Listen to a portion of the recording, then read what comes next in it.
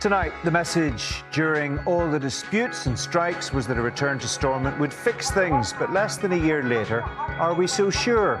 There's a new offer on the table, but why did it take 4 days of acrimony to get us here? I'll be putting those questions to a union leader and a panel of politicians. Plus, the Ryanair boss Michael O'Leary gave a boost to the start of the Irish election campaign when he targeted teachers. With 2 weeks to go, what are the big stories? It wasn't so much Michael O'Leary's comments himself, because as you said, when you get Michael O'Leary into a room, he's going to say something. It's kind of his shtick. It's what he does. In my bank account last week, I have 3 children, nearly €1,000 that I didn't seek, that I don't need, and that arguably I shouldn't have.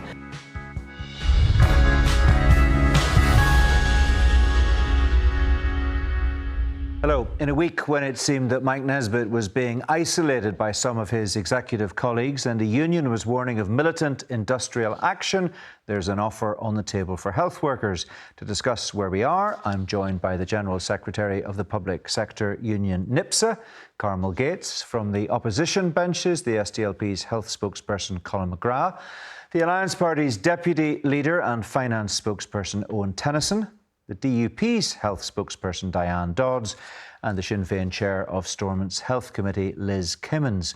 We did, of course, invite the Health Minister, Mike Nesbitt, to join us as well, but that invitation was declined. So welcome to all of you, and thank you for joining us on the programme tonight. Carmel Gates, first of all, your union and other health unions met Mike Nesbitt this afternoon, and a new pay offer was put on the table by the Minister, as I understand it. Is there enough in it to avoid strike action by your members? Mark, I wasn't in the room, but those in the room and party to the discussion agreed that we wouldn't discuss the detail yet. So the unions and the Minister and the civil servants in the room agreed that the discussion wouldn't leave the room because we're early in the process and, you know, there's still more discussion and more detail to come.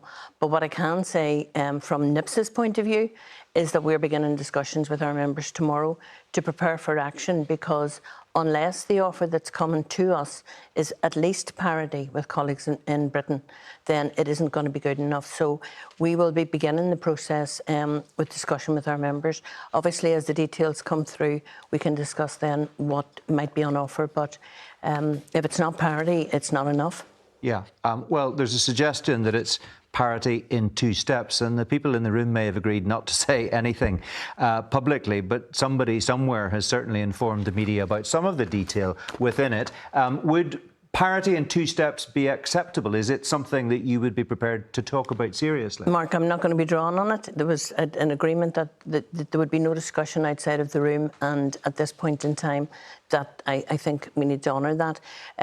You know, we also want to be discussing what is happening with other public servants, with civil servants, because even if health service workers are getting parity, then there's more to be discussed, because we've heard this week that civil servants are potentially not going to get anything more than 3%. So there's a lot of discussion to be held, because, and for NIPSA and other unions, what we want is a message to all the executive ministers, to the health minister, education, and to the finance minister to say we need them to work together to ensure that all public servants get what our colleagues in Britain got.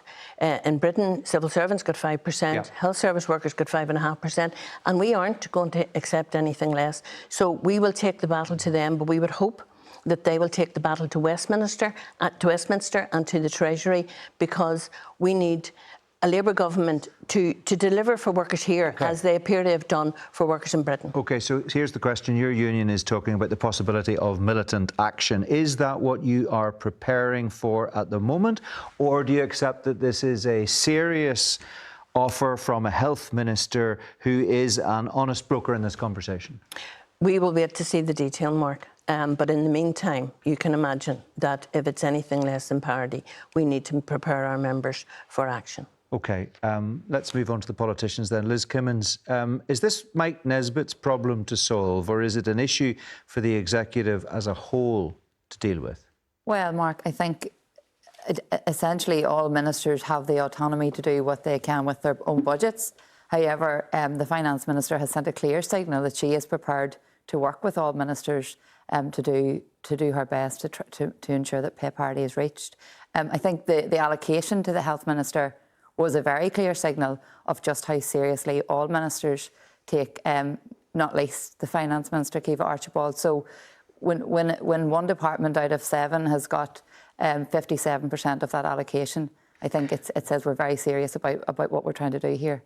Yeah, so that's interesting that you should quote that, because your finance minister and your party's first minister have been effectively putting the ball in Mike Nesbitt's court in the last few days, reminding people that over 50% of the budget goes to health, and that he received 57%, I think it was, of the recent distribution of extra cash in the monitoring round. So that suggests that it's his problem to deal with. The question now is it actually an issue for the whole executive to deal with? It's about health, it's about education, and it's about pay for civil servants as well, as we've just heard from Carmel Gates. No, absolutely, and all public sector workers are entitled to fair pay, and we fully support that. I would fully expect that the Finance Minister will engage with executive colleagues to look at if there's any potential savings that can be made. I mean, we have not that long left of this financial year that could be potentially reallocated for the January monitoring rounds, and I would expect to see that happening, because there is a commitment right across the executive around pay parity and fair pay. So I think that there's definitely a strong willingness, yes, in terms of the health workers' pay. That is the Health Minister's remit. But the First Minister and the Finance Minister both indicated their willingness to do that. OK, well, I suppose those are words. What we need to see is action, and that's what Mike Nesbitt says he's looking for. He says he needs to see help from other executive ministers who are prepared to give a bit so that he can have enough to make the pay settlement that he wants to make. Are other executive ministers prepared to have that conversation? Are they prepared to take a bit of the pain so that Mike Nesbitt and everybody who depends on health so much can actually sort this problem out once and for all? Well, I can't speak for all executive ministers. However, I do know that from my own party's perspective and our ministers in the executive, we've indicated we are willing to work with all ministers to see what we can do to achieve this. So that's a slightly different tone, isn't it, from what we heard Monday, Tuesday, Wednesday of this week, where there was a pushback saying the budget's the budget, Mike Nesbitt's in charge of it, it's up to him to sort it out. Softening of the tone. Well, I think that everyone, you know, the allocations were made. When you look at it in reality, the health department got hundreds of millions of pounds in comparison to some other executive departments which were in the tens of millions. And whilst that we all have identified and agreed that health is a priority for the executive, I think there's still some work to be done, and that is what people are willing to do. OK, Diane Dodds, Emma Little-Pengelly's obviously realised that if Mike Nesbitt's going to have a hard time with the issue of pay rises in health, her and your party colleague Paul Given could face very similar challenges in education as well. So you'd want to see this as a whole executive issue to be solved, wouldn't you? I think, to be fair, Mark, the executive, since it came back in February, has actually prioritised pay for public sector workers. And that is evident even in the Education Department, where they actually have settled a backlog of 2-year pay claims for teachers and the pay and grading review for support staff. So I think we can actually say that there has been a willingness to tackle the issue of public sector pay.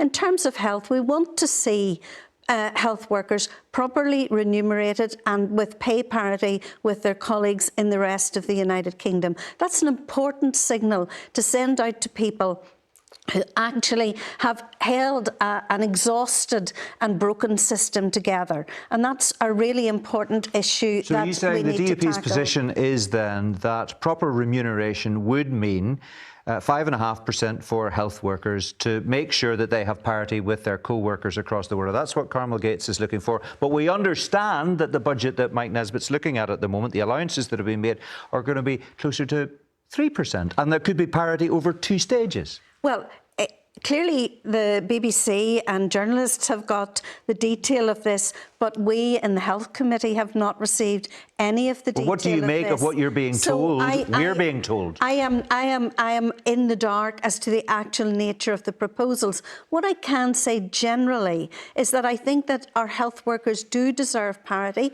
I think we should be working towards awarding them pay parity, and I think that that is something that will help increase the level of confidence in the health system going forward. But I would say also that the health department this year, allocation to health this year is about a 4.9% increase on the final outturn of last year. Okay. So there is already a significant portion of the budget that goes to health, and we need to see, as well as the issue of pay, the issue of fair funding for Northern Ireland, we also need to see and tackle the issue of reform within the health service. Well, that's something that we're going to come on to later, because I just wonder what public confidence would be in our politicians to deliver that whenever they might argue that the last few days haven't been handled as well as they might have been. Owen Tennyson, is that your view? Could the executive have handled this public debate better in the last couple of days, do you think?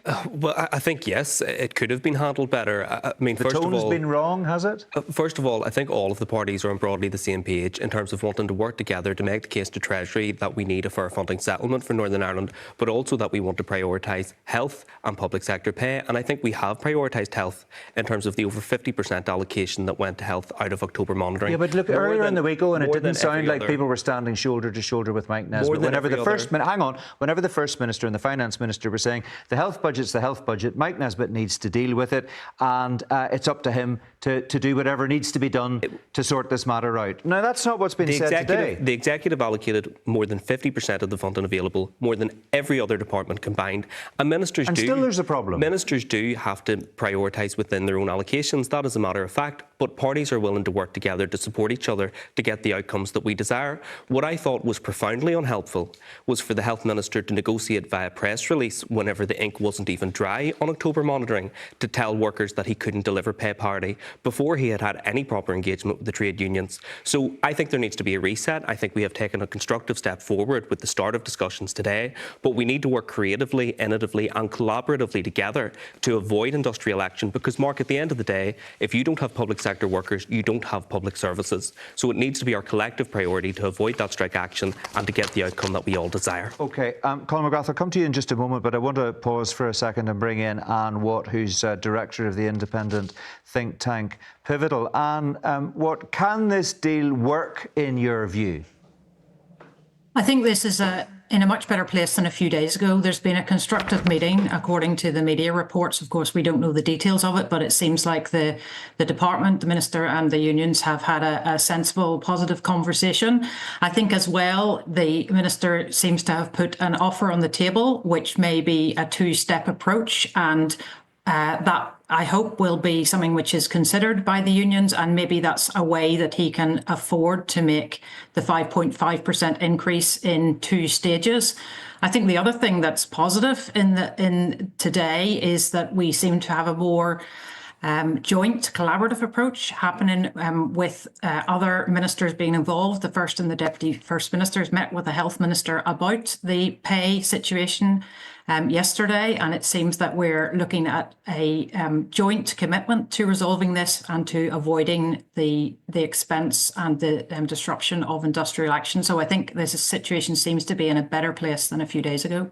But that is interesting, because if this was a big test for the executive, the first big hurdle since it came back and got itself organised again in terms of dealing with a pay issue of this kind, it didn't really do particularly well, did it, for a couple of days, where it seemed that Mike Nesbitt was being cut loose. Not today, but that's what it felt like very much on Monday, Tuesday and Wednesday. Yes, I think that's right. And certainly when I looked at the numbers earlier in the week, I think that the total shortfall that the executive's facing at the minute is only 180 million in a total budget of 16 billion. And surely that should be largely manageable with efficiencies and a collaborative approach across departments. So I think we've seen that developing, but I agree it was discouraging to see how it played out in the first few days.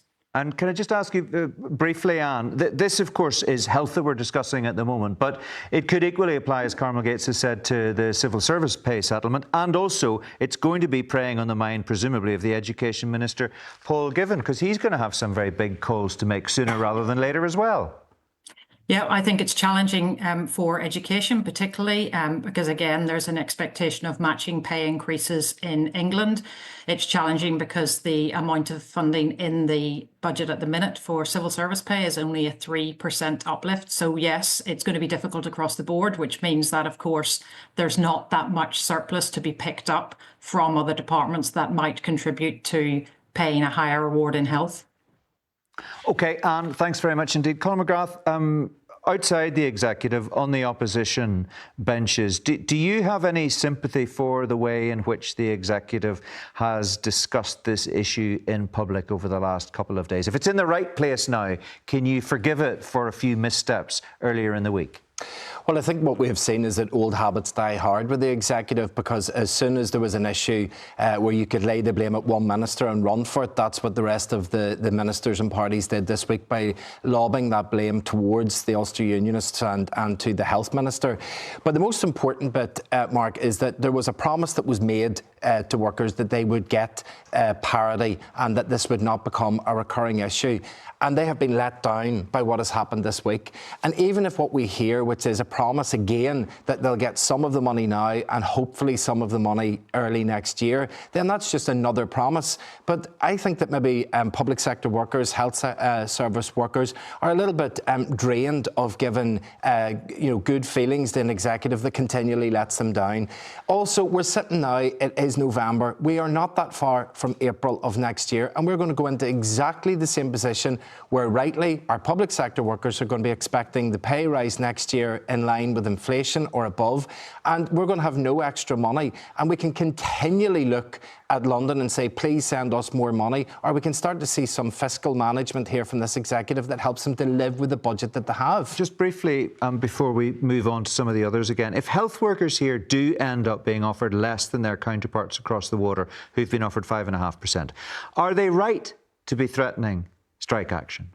I think so, because if they don't get it this year and then the same happens next year and the year after a few short years, they end up being at 6, 7, 8, 10% behind workers. But you know that will impact on the most vulnerable in our society, and that will mean waiting lists, which are already pretty catastrophic, are just going to get longer still. Yeah, but it also means that we need to see a solution. We need to see leadership from the executive. We need to see that proper We've been saying that. Fiscal I've been having conversations like this now for longer than I can remember, where politicians say exactly what you're saying. And here we are having the conversation again tonight.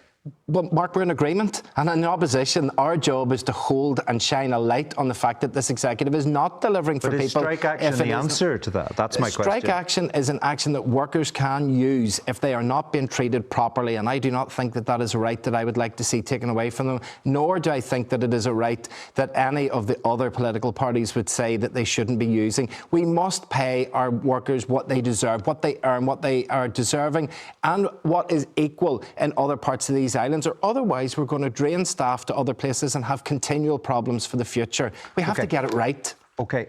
Liz Kimmins, let me just ask you about public confidence in the wider transformation project. Big transformation planned, of course, and needed, many people would say, within health and social care. But it goes much beyond that, because it's a fundamental part, transformation of public services in the draft programme for government. Should the public be confident that that can be delivered by this executive? Well, I would hope so, Mark. There's absolutely a really strong willingness right across all the parties in the executive to deliver this. We know it has to be done. However, that will require us to take that fight continually to the Treasury. I mean, the funding that we also means the fight for the Treasury. I mean, I keep hearing that. It also will require our elected leaders taking difficult decisions, being prepared to make hard calls and explaining to voters why they're doing that. Are you up for that? Absolutely. And I think for any transformation, we talk about this all the time in Health Committee, you have to bring people with you. So it's not about imposing change on people, it's about working with people and doing that in a genuine, co-productive way. So I think change is always difficult for anyone, no matter what it is, whether it's health, education, or what element of change that will be. But you have to work with people. You have to help them to understand what that's about, why it needs to happen. And that's how I think you get to the point in a more agreed way. OK, Diane Dodds, if you're going to deliver transformation, and if that's what the public need and want to see, you've got to bring the unions with you. Yes, I think we've got to bring our community with us. Well, you've got to bring the unions with you. And at the minute, you've got unions threatening strike action. But I was with the RCN on Friday, And when you talk to nurses, nurses are exhausted with the system that they already work in. They know and understand the need for reform, and they're crying out for that need for reform. I don't think that reasonable proposals will see a huge kickback from unions. But what we do need to see, Mark, is a series of proposals now from the Department of Health and the Minister to guide the route to that transformation. We already have a paper currently around hospitals and creating a hospital network. That is underwhelming in the extreme, and it is really now thrown into 16 weeks of consultation. By the time that consultation responses are collated, we will be months down the line. But the reality is your party a couple of days ago was saying to Mike Nesbitt, look, if you can only afford 3%, then it's up to you to make cuts within health that would affect vulnerable people and voters if he wants to pay them more. That was the line from the DUP and Sinn Féin just a couple of days ago. Well, I personally never uttered as the health spokesman such a line. I do believe that with a budget that has a 4.9% increase on the final outturn from last year's budget already by the October monitoring round, that there must be room within that budget to make efficiencies. But we will not make efficiencies if we continue with a system where we have the most expensive healthcare in the United Kingdom and the worst outcomes. And the Minister needs to set out that timeline and proposals around transformation. OK, Owen Tennyson, your party's long been at the forefront of the debate about revenue raising. You've made the case for the need to pay more for better public services. Does this situation validate that position? I think it does, but I think it's important that when we talk about revenue raising, we're clear that we're talking about progressive and fair revenue raising, which is about the wealthiest in our society paying more. The Finance Minister, as I understand it, has submitted proposals to the Executive in terms of changes to our rating system, and she says she wants to achieve that outcome. But we haven't actually seen the detail of those proposals yet emerging. Do you think you're winning that argument? Well, I think it's inevitable. I think the public understand. The public are tired of Northern Irish politicians telling them that you can tax like the Tories and spend like Labour. People want politicians to level with them and be straight, that if you want decent public services, you have to do two things. You have to make the argument to Treasury that our funding formula is not fit for purpose, but you also have to understand that you have to have progressive revenue raising with the powers that we have locally. We're up for that conversation, provided, as I say, that it's fair, it's progressive and it supports economic growth. But you also have to transform services, and there hasn't been a good record within the Department of Health in terms of transformation of services. It's not often I agree with Diane, but I do agree that the hospital reconfiguration plan is underwhelming. It's broad principles. It's not a plan, and we don't have time for further delay. We need to see action. OK, Colin McGrath, the opposition's constructive approach to transformation. Are we going to see that rolled out in the weeks and months ahead? Yeah, but if we're going to be constructive, we have to be constructive about something. But we haven't been given anything to actually be constructive about. So whose fault is that? Is that Mike Nesbitt's fault as the Minister? Is that the Executive's fault? Well, we do have a four-party executive, and I think if there's an executive table and we want to see transformation, yes, there's transformation for health, but there's transformation in other public sectors and public services as well. Absolutely. This should be on the agenda of every single executive meeting about how they can bring transformation about. There needs to be a credible plan. There's also money. It's not very much that there's actually money to spend on in this executive, but they do have money set aside for transformation. And we need to see a credible plan where we can see the outcomes and actually see what that transformation would save, so that it can be then brought back in and spent to try and enhance the services that we have. OK, how nervous are the unions about transformation in the hands of the politicians who are in charge at Stormont at the moment? Is it something you can be constructive about? Yeah, whilst there isn't enough in the budget, then transformation is not going to succeed, because part of the work that's needed to be done with transformation is working with the unions. And if you're telling people that you're not paying them enough, you're not going to have their buy-in or any expectation that the transformation for them or for the people that we serve will be good. Need to be realistic about what ministers can afford, because at the end of the day, transformation is essential. No, I think ministers need to be realistic about what is needed. Now, I believe that the Treasury, one budget is not going to resolve the issue. Even the budget that's been set aside for transformation in 1 year is not going to be enough. So I agree that we need to go back to Treasury. The executive needs to go back to Treasury, underpin the argument about a fiscal floor, a needs-based budget, because if we don't have that budget, then transformation and working with the unions that you're telling are not going to get parity is not going to work. So we're laying it out clear and we're laying it out straight. We will be in battle with the politicians unless the money is there to do what needs to be done on a needs base. Well, we've heard it before and we will see where that debate goes. We're out of time. We've got to leave it there for now. Thanks very much indeed to all of you. Next, to the Republic's general election, which takes place tomorrow fortnight. The campaign started with Michael O'Leary in the headlines, and we've seen some sniping between the coalition partners, Fine Gael and Fianna Fáil. So what could happen between now and November the 29th? I invited 4 keen political observers to join me at the National Gallery of Ireland earlier this week, and we started by discussing the possibility of the 2 big parties returning together to government buildings. There's been reports that internal polling in both parties see them as possibly not even needing that third party, and it might just be the 2 of them, that they are eyeing up the 2 of them in government together with 40 plus seats. But as that can start to look arrogant, can't it? It can, and very quickly. It can, and the smaller parties are saying that, you know, that this is not a foregone conclusion. Don't take anything for granted. Who would have thought it would all come down to the teachers at this early stage in the campaign, Gary, because that's, I suppose, the first event of the election, isn't it, that's caused a few headlines to be written. The Ryanair boss, Michael O'Leary, was talking about teachers in fairly pejorative terms at a Fine Gael party event. And in particular, Micheál Martin, of course, who's a former teacher, he made it very clear he didn't like that. Is it a bit of a storm in a teacup, do you think? Well, I think the governing parties will hope, and Fine Gael in particular, that it's a very small little storm in the proverbial teacup, Mark. And he did preface his remarks to say he had 4 kids and he loved teachers as long as they were teaching, as distinct from being in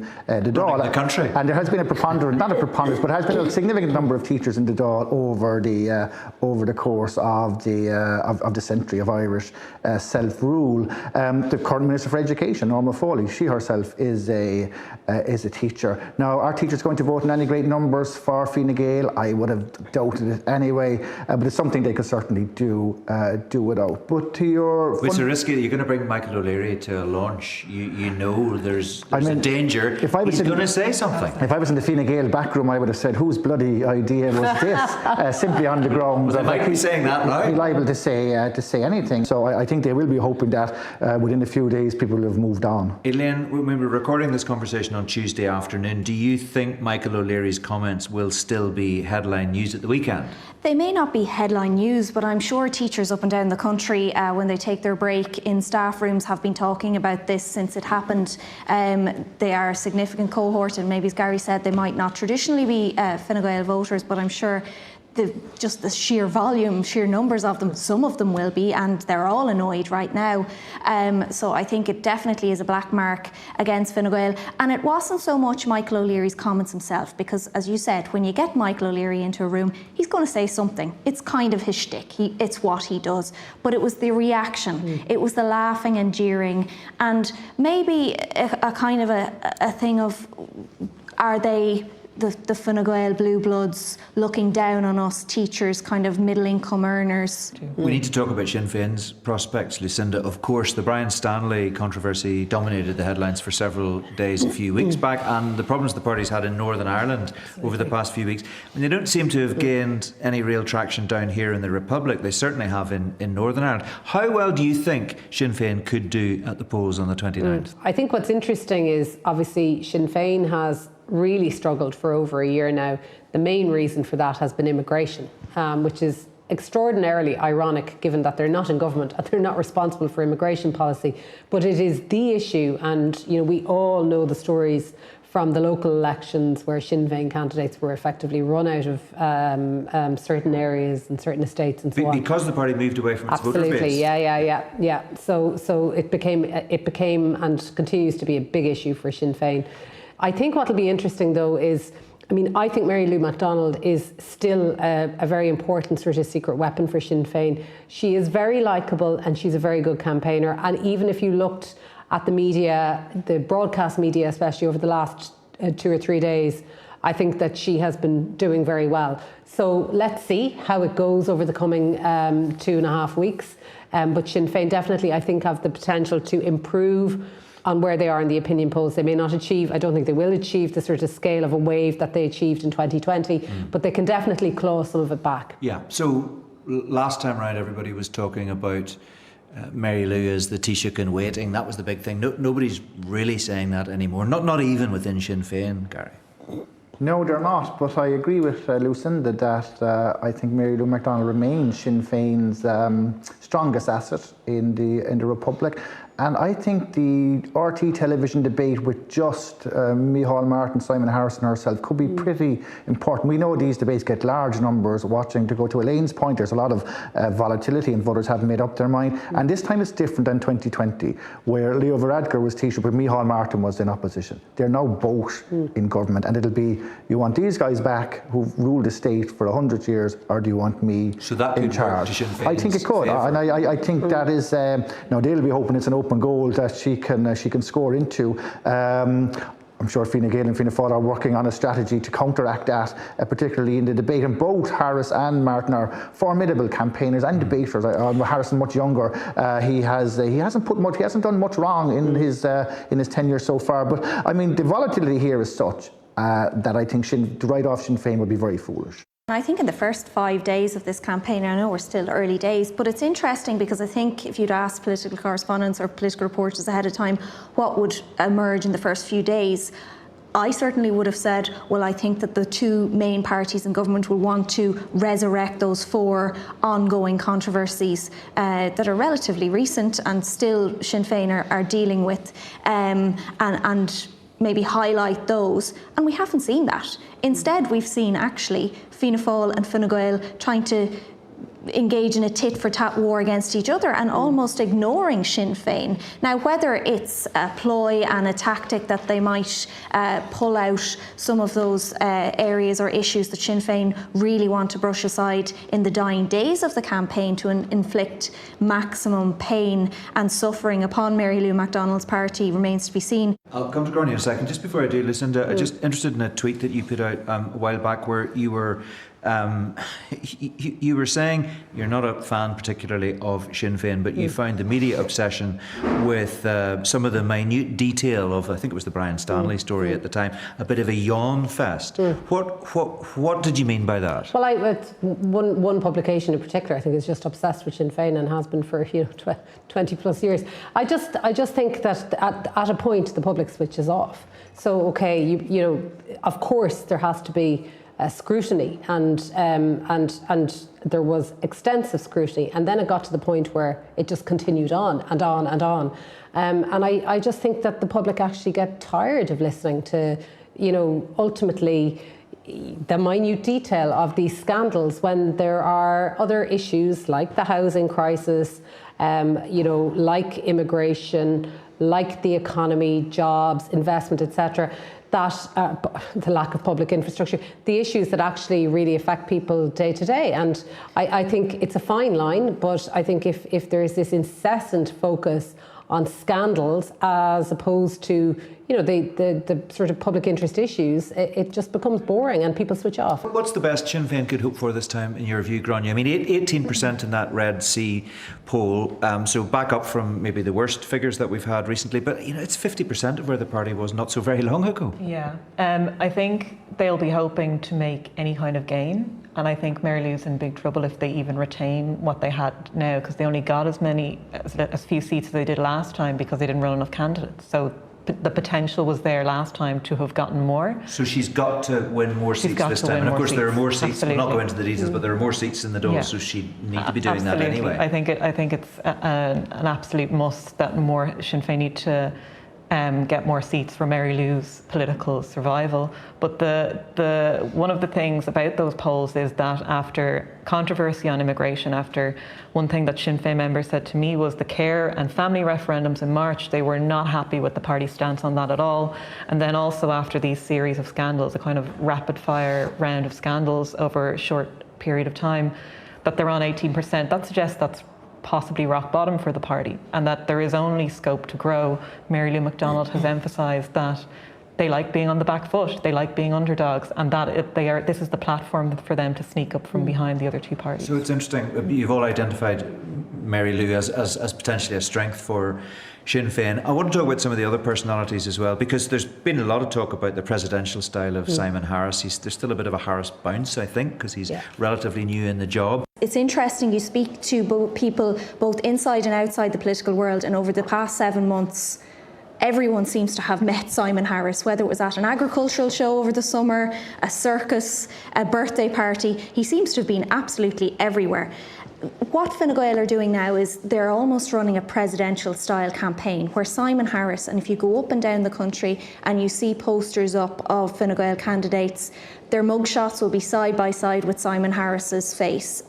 So he is hoping that, similar to what happened in 2020 with Mary Lou McDonald and her popularity got a number of almost unknown candidates across the line and into the Dáil, they're hoping that the popularity of Simon Harris will help the party gain seats and get people elected. Now, if it works out, Simon Harris is a great leader and a great leader for Fine Gael. If it doesn't, it's kind of on him. Yeah, but it's really important because Fine Gael won 35 seats in 2020 and 18 of them, no less, over half, are leaving. So they don't have that incumbency advantage. And incumbency will work if the macroeconomic conditions are good. But the economy is still going gangbusters, and that is an extraordinary advantage for any government. And when you look at the giveaway budget and look at, I mean, in my bank account last week I have 3 children, nearly €1,000 that I didn't seek, that I don't need, and that arguably I shouldn't have. And you know, that's the case for people. That's as a result of the budget. Yeah. And that is replicated up and down the country. All of those payments are landing in people's accounts, not by coincidence, by absolute design, this month in the weeks leading up to this election. So the economic situation is unprecedented also. The downside of that, and I was listening to Vox Pops on Morning Ireland this morning on RTE, and I couldn't actually believe how negative it was. It was unbelievable about the government, you know. So yes, the economy's going well, but I don't feel it. The cost of living, it was very redolent of what we were hearing in the US a week ago. Yeah. So, you know, I'm not sure, and this is what will play out in the coming weeks, you know, how angry is that sentiment? And Grania, just finally, I mean, that I suppose it depends who you are and how you see the world and what your personal finances are as to whether you think that's playing well for Micheál Martin and Simon Harris, or whether it actually turns you off their particular view of the country's finances. Yeah, I remember after the budget I spoke to a farmer, and he has 4 sons and he lives in Tipperary, and he said that, you know, I'm not going to say no to these extra payments. They will come in useful, but I want a map for how to make farming more sustainable and work better for me. And I think the problem for people in Ireland is that the exact same issues that were there at the last general election, housing and childcare, they were to the forefront at the start of the last general election, are still issues now, despite booming surpluses, billions of euros from multinationals. And people are like, what is the point in putting you guys back in there when you didn't do anything about it in the past 4 years? And you can hear that conversation in full on our latest Red Lines podcast. We've called it The South Pole, and that's available now on BBC Sounds or wherever you get your podcasts. And I'm joined now by David Young, PA's Ireland editor, for a few final thoughts tonight. If a week's a long time in politics, David, a lot can happen in a fortnight, but we've had no big surprises so far. No, I suppose in terms of the election, what's been interesting so far is the sparring that's been going on between Fine Gael and Fianna Fáil. I mean, clearly they had to uncouple last Friday when the election was called, but presumably they're both envisaging a scenario where they have to recouple after the election. So it's how you walk that line, and it's a very fine line to balance, because clearly they have to carve out their own identity. But as the local elections and the European elections indicated, transfers were a big thing. That's, you know, the old Civil War parties were actually reliant on each other's support in terms of bolstering their numbers in the summer. So they don't want to alienate the respective opposite voter bases. So there's a little jabs going on, but there certainly aren't any haymakers, so to speak.